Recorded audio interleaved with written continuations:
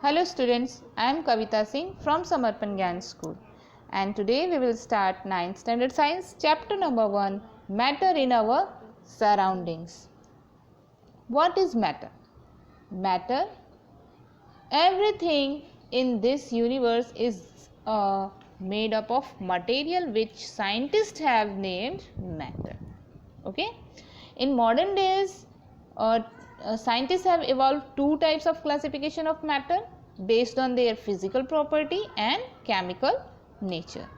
Now we will see here characteristics of particles. So first one is the particles of matter have space between them, right? They have a space between them. For example, when we make tea or coffee, okay, particles of one type of matter get into the space between particles of other. For example, you can see this is the tea or coffee. When we add sugar or salt or tea leaves in it, where they go, where they mixed in it, right? Now second one is the particles of matter continuously moving. For example, they possess the kinetic energy. As the temperature is rises, particles moves faster because kinetic energy of the particles is increases, right? Now third one, the particles of matter attracts each other. Particles of matter attracts each other. When we open a water tap and try to break with our hands or finger, okay, so can we do this? No. Why? Because the stream of water remains together, okay, because of the force of attraction between them. So we cannot break the water force, okay. Now next is the physical nature of matter. Physical nature of matter means, matter is made up of particles. The particles of matter are very small, very small. So we can do one activity. What? Take a water in a beaker, okay, and mark it, okay, mark the level of water. Add some sugar or salt, anyone, sugar or salt into it, okay, here, and we stir it to dissolve the sugar or salt. Observe the level of solution in the beaker and taste the drop of solution. Do you see the sugar solution? Sugar in solution? No. And the level of the solution in the beaker remains the same, right? Each drop of solution tastes sweet. Each drop. The solution look like pure water. Sugar does not appear anywhere in the sugar solution. So where is the sugar gone? These particles, sugar particles, get into the space between them, the particles of water or anything, okay. So they when we add sugar or salt in a water, where they go? They are mixed means they fixed into the space where the space is remaining, okay. Now how small are the particles of matter? We will do again one activity, okay. With this activity we know the how much particles are small. So start the activity. We take 100 ml of water in a first beaker in this, and take a 90 ml, 90 ml, 90 ml of water in these beakers. Only 100 ml water is here, okay. Then we mix a potassium permanganate in this beaker, okay, and potassium permanganate in this, and take a 10 ml of solution.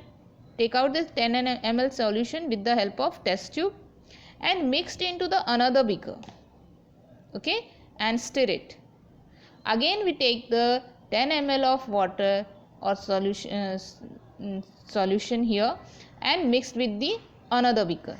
Then how much is solution here 100 ml, right? And again we take the 100 ml, after stirring we can take the 10 ml solution and mix with into the another beaker. Okay, now what you observe all the solution had in various measuring cylinder. In this solution is the last cylinder still colored? Yes, it is colored, right, though very faintly. Thus it may conclude the small crystal of potassium permanganate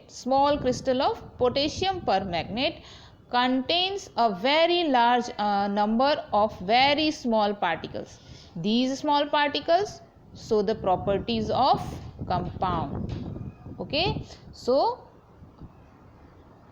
next, state of matter, right? State of matter. Now tell me, what is the state of matter? Very good. When we look around various forms of matter, we find that matter can exist in the three states. These three states are gas, okay, liquid and solid. These are the gas particles, these are the liquid particles, and these are the solid particles. Okay, now here we learn the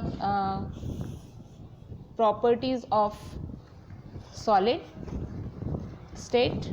What is the property of solid state? Okay, so first one is the definite shape.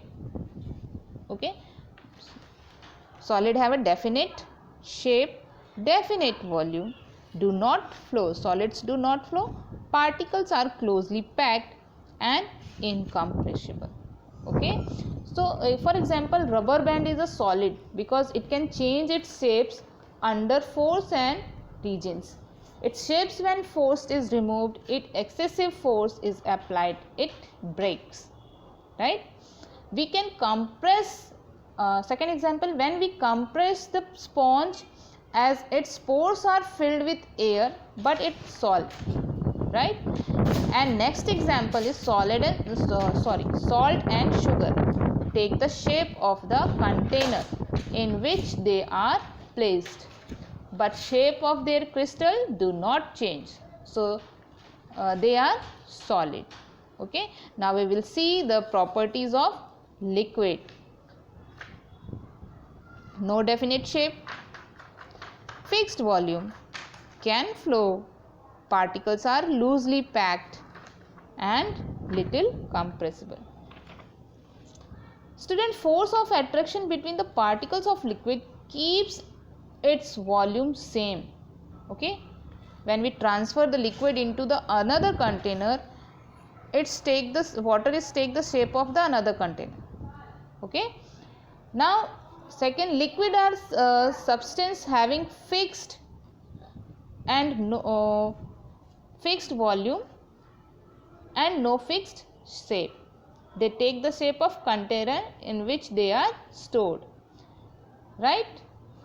Now they are little compressible, right? The gaseous form of atmosphere diffuse in the dissolve in water. Due to these gases, aquatic plant and animal are able to survive. Diffusion is much more in liquid than in solid due to free movement of particles of liquid. Now third one, the gaseous state. Now here the properties of the gaseous state: no definite shape, no fixed volume, can flow, and particles are too loosely packed, and they are very much compressible.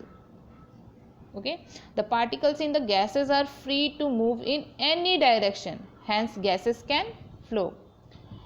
Gases are substances that do not have fixed volume and occupy all the volume available to them.